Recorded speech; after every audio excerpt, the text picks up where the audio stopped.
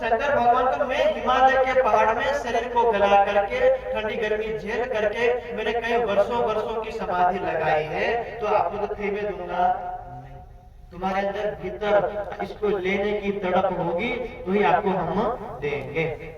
तो पार्वती माता के भीतर वो तड़प थी, आप इसको खरीदना और पढ़ना। स्वामी जी ने, पूज्य स्वामी जी ने इसका हिंदी में अनुवाद किया है। हर जगह शंकर भगवान कह रहे कि पार्वती, ये तुम इसके सुनने योग्य नहीं हो, लेकिन तुम्हारे अंदर वो प्रेम देखा है कि तुम इस अमर कथा को सुन सकती हो, इसलिए तुम्हें सुना रहा हूं। वो भी घर पे नहीं सुनाऊंगा, घर पे सुनाऊंगा।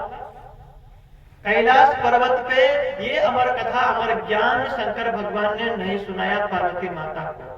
ले गए और देखा, हिमालय में ढूंढा, बहुत दूर तक गए तो वो दूर दूर तक कोई पशु पक्षी जानवर कुछ नहीं था, न कीड़ा मकोड़ा कुछ नहीं था। ऐसी गुफा में अंदर गए। अभी उस गुफा का नाम अमरनाथ नहीं है। जैसे ये पत्थर है ना, जैसे पत्थरों की बर्फ की वो गुफा ही है, इतना सा वो बना हुआ, उसका नाम अमरनाथ नहीं है। ऐसा कोई काम उसके अंदर हुआ ही नहीं कि उसका नाम अमरनाथ पड़े। क्यों? शंकर भगवान जब ध्यान, शंकर भगवान यहाँ बैठे हैं, ध्यान लगा इस जो इसमें योग माया के ब्रह्मांड में निराकार को पार करके ध्यान लगा, उनका ध्यान के माध्यम से वो कथा सुन करके आए और पार्वती माता को ले गए वहां सुनाने के लिए। और पार्वती माता को भी ऐसा बोला कि जब तक मैं वो अमर कथा सुनाऊं तब तक तुम बोलना नहीं, सिर्फ हुकारा भरना। हाँ, हमारा फोन हमारा आ जाए तो सामने वाला बोलता रहेगा तो हाँ ठीक, हाँ हाँ हाँ ओके ओके, हाँ इतना ही बोलना, ज्यादा बोलना नहीं। कोई प्रश्न नहीं करना, कोई सामने बोलना नहीं।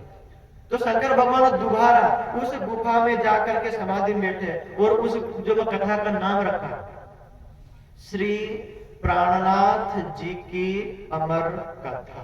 क्या नाम रखा? श्री प्राणनाथ जी की अमर कथा। अर्थात इस ब्रह्मांड की कथा करें तो हमारा श्रीमद् भागवत गीता कहते हैं कि 4 प्रलय के अंदर ये पूरा अक्षर ब्रह्मांड खत्म हो जाएगा। तो इसके अंदर मान लो स्वर्ग की कथा करें तो स्वर्ग और स्वर्ग की कथा दोनों ही नाश हो जाएंगे। वैकुंठ की कथा करें तो वैकुंठ और वैकुंठ में रहने वाले वो भी महाप्रलय में नाश हो जाएंगे। इसलिए यहाँ की कथा अमर कथा होगी नहीं। इस ब्रह्मांड से अभी जो माता जी ने तारतम्य दिया, तो इस ब्रह्मांड से निराकार के पार जो अमर ब्रह्मांड है, अखंड ब्रह्मांड है, योग माया का ब्रह्मांड और परम धाम शाश्वत सत्य मार्फत का स्वरूप है, वहां की कथा शंकर भगवान सुन रहे हैं। वो भी किसके माध्यम से? जबराइल के माध्यम से। दोबारा ध्यान लगाते हैं और पार्वती माता बैठते हैं भीतर से उस गुफा के अंदर भी, मतलब वो भीतर से पत्थर लगा देते हैं और अपने योग बल से जितने भी दूर दूर तक पशु पक्षी थे उसको गहरी नींद में सुला दिया। जैसे कभी हमारे इर्द गिर्द प्रधानमंत्री का या मुख्यमंत्री का काफिला आए, गुजरे, तो ध्यान देना उनकी गाड़ियों में एक गाड़ी ऐसी होगी, इतने बड़े बड़े डंडे लगे होंगे, मेरे एंटीना लगे होंगे। क्यों? जितनी उनकी गाड़ियां गुजरेगी वहां के 2-2 किलोमीटर के इंटरनेट वो जाम कर देंगे। जो इसका जो हमारे इसमें टावर आ रहा ना कि वो मालूम उनकी गाड़ी यहाँ है तो वो जो जेवर लगा देंगे तो 2 किलोमीटर के एरिया में कोई भी फोन चलेगा नहीं। ये तो दुनिया की टेक्निक है। तो शंकर भगवान ने अपना जेवर लगाया कि वहां के मतलब 50 किलोमीटर तक भी कोई भी जानवर जागेगा नहीं और कोई भी आवाज करेगा, एक चींटी को भी जागने को दिया नहीं। क्यों? कि मैं अमर कथा सुना रहा हूं और ये अमर कथा ना भूतो ना भविष्यति, हमसे पहले ब्रह्मांड में कभी आई नहीं है और आने वाले ब्रह्मांडों में कभी आएगी नहीं, इसे सुना रहा हूं। इसलिए पार्वती को बोला तुम भी चुप रहे। जब वहां शुरू किया तो क्या बोला? अभाविनो भविष्यन्ति मुनियो ये ब्रह्म रूपिणः उत्पन्ना ये कलयुगे प्रधान पुरुष आश्रया। अभाविनो भविष्यन्ति, परम धाम में रहने वाली ब्रह्मात्माएं कभी भी परम धाम से निकल करके इस जो काल माया के ब्रह्मांड में नहीं आई है। न अभाविनो भविष्यन्ति, जो कभी पैदा नहीं हुई है, जो प्रकट नहीं हुई है, भविष्यन्ति होंगे। उत्पन्न होंगे, माँ के गर्भ में जन्म नहीं लेंगे, वो प्रकट होंगे। ब्रह्म मुनि है वो जीव नहीं है कि मतलब बच्चा बन के पैदा होगा ना, वो प्रकट होंगे। बोले कब होंगे? इसी श्लोक में उन्होंने अर्थ, उत्पन्नाये कलव युगे। कब प्रकट होंगे? शंकर भगवान सतयुग में सुना रहे हैं, और ये वाले सतयुग में नहीं, वो पहले वाले सतयुग में सुना रहे हैं, सतयुग सुना रहे हैं। उसके बाद तो त्रेता युग आएगा, भगवान राम आएंगे और पूरा वो होगा। उसके बाद द्वापर युग आएगा और ये सब होगा। उसके बाद कलयुग आएगा। हजारों लाखों साल पहले ये कथा, अमर कथा सुनाई जा चुकी है। कौन सी कथा? ये जो कथा यहाँ प्रकट हुई है वह पूर्ण ब्रह्म कलव युगे। कलयुग तो 4,64,000 वर्ष लंबा है कलयुग। हम 100 साल जिएंगे। मानो कि हम कह दें भाई कि गणेश पुराण में राष्ट्रपति आएंगे, इतने बोलने से काम चलेगा? 2025 में आएगा तो महीना बताओ कि 12 महीने में कौन से महीने में आएंगे। वो जब महीना बता दिया तो तारीख भी बताओ कि कौन से तारीख को आएंगे। अब तारीख बता दिया तो समय भी बताओ कितने बजे आएंगे। तो आपको तारीख बताते हैं कि भाई वो उत्पन्न एक कलव युग है, वो कलयुग में आएंगे और आएंगे तो करेंगे। देखो हमारी कथा बहुत बड़ी लंबी है। शंकर भगवान को 5,000 वर्ष की समाधि लगानी पड़ती है इस अमर कथा को सिर्फ जानने के लिए। वो तो पार्वती को इसलिए सुनाया था कि पार्वती के माध्यम से साधु संतों ऋषि मुनियों के माध्यम से शास्त्रों में लिखा जाएगा, और हम जैसे जीव जो हिमालय के उसमें गुफाओं में बैठे हुए थे, हम जैसे जीवों तक पहुंचेगा कि भाई पूर्ण ब्रह्म परमात्मा कलयुग में प्रकट होने वाला है। तुम अपना ध्यान मान छोड़ो और जाके कलयुग में जन्म लेके तैयारी करो। जैसे आपको कह दें कि भाई प्रधानमंत्री मोदी जी आने वाले हैं, जिसको भी आगे सीट मतलब लेनी है बुकिंग करवा लो, और जिसको भी आगे से लाइव देखना है तो बुकिंग करवा लो। जैसे आपको होते हैं तो हम ही थे, हमारा जीव, हम भले यहाँ आकर के बैठे हैं, वो हिमालय में जैसे हमें पता लगा वो शंकर भगवान के माध्यम से, तो हम भी अपनी समाधि को छोड़ छोड़ के कहाँ आ गए? भीतर आ गए। तो वो जो समय हमें मिला, क्यों आएंगे तब?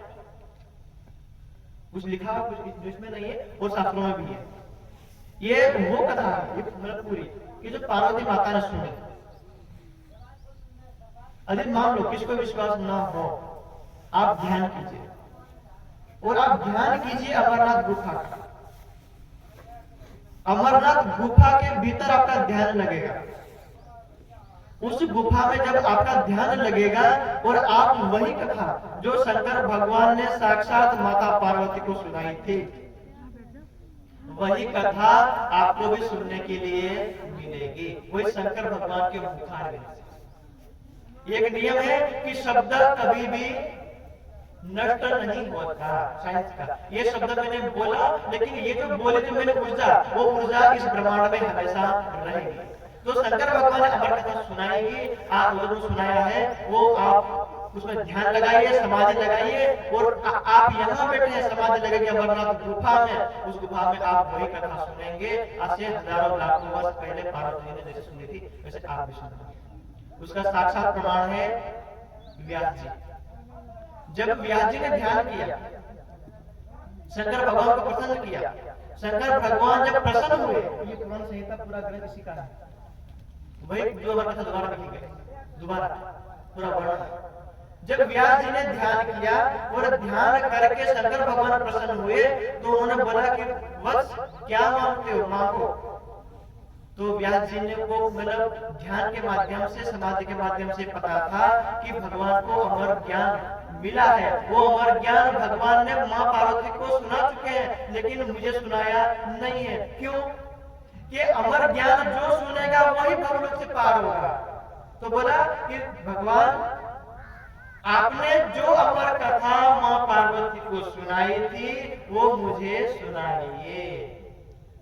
तो समाधि अवस्था में शंकर भगवान ने दोबारा जो सुनाई, वही व्यास जी ने जब आंखें खोली तो बोले ये अमर ज्ञान तो हर मनुष्य तक, हर जीव तक, हर प्राणी तक जाना चाहिए, जिससे मेरा कल्याण होगा और मैं हमेशा हमेशा इस 84 लाख से छूट के अपने अमरलोक में, सत्यलोक में, परम धाम में चला जाऊंगा।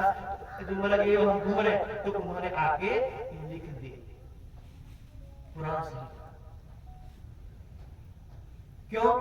ये इसलिए अभी जग में मतलब प्रचलित नहीं हुई, इसके रहस्य को खोलने वाली चाबी है, इसलिए इसकी रहस्य की मतलब चाबी तब से लेके अब तक लोग पढ़ते गए अर्थ करते गए, लेकिन पता ही नहीं कि अभाविनो भविष्यंति कौन कहां से कहां प्रकट होगा, वो अमर लोग कहां, परम धाम कहां, किसी कुछ पता नहीं है।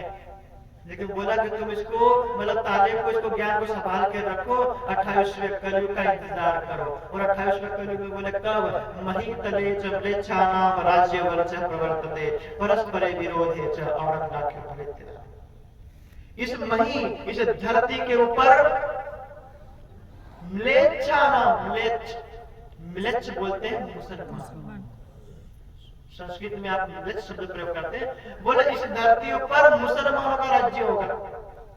अभी तो हिंदुओं का राज्य है। ईस्वी सन 1947 से लेकर के अभी हमारा हिंदुओं का राज्य है। उससे पहले कौन थे? अंग्रेज। उससे पहले कौन थे? मुसलमान। तो मुसलमानों का अंतिम राजा कौन था? औरंगजेब। औरंगजेब के बाद कोई भी मुसलमान का राजा बना नहीं, कोई भारत गद्दी पे, वहां दिल्ली गद्दी पे बैठा नहीं। तो इसमें दिया हुआ किसका नाम? मही तलेजम म्लेच्छानाम राज्य वंश प्रवर्तते, ये भारत देश की मतलब इस धरती के ऊपर मुसलमानों का राज्य होगा। परस्पर विरोधे च, हिंदू और मुसलमान परस्पर लड़ रहे होंगे। महाराणा प्रताप, शिवाजी, छत्रसाल, गुरु गोविंद सिंह उधर लड़ रहे, क्यों? कि अपने हिंदुत्व की लड़ाई लड़ने के लिए औरंगजेब से वहां लड़ रहे थे, परस्पर अपने धर्म की रक्षा करने के लड़ रहे थे। परस्पर विरोधे च औरंग आख्यो भवेत यदा। औरंग, ये औरंग कौन है? आख्य का अर्थ है नाम। संस्कृत में आप पढ़ना चाहे गूगल में देख लेना, एक है अभितम, एक है नाम और एक आख्य। औरंग नाम आख्य वाला, नाम वाला राजा राज्य कर रहा होगा।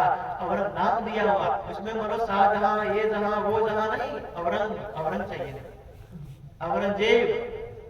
औरंगजेब नाम का दिल्ली पे भारत की, हिंदुस्तान के धरती पर राज्य कर रहा होगा। तब क्या होगा? तदायं सच्चिदानंदो हि अक्षरात् परतः। वही सच्चिदानंद है, वो अक्षरात् परतः पर। ये अक्षर कहां के लगे हमारे भाई दोनों?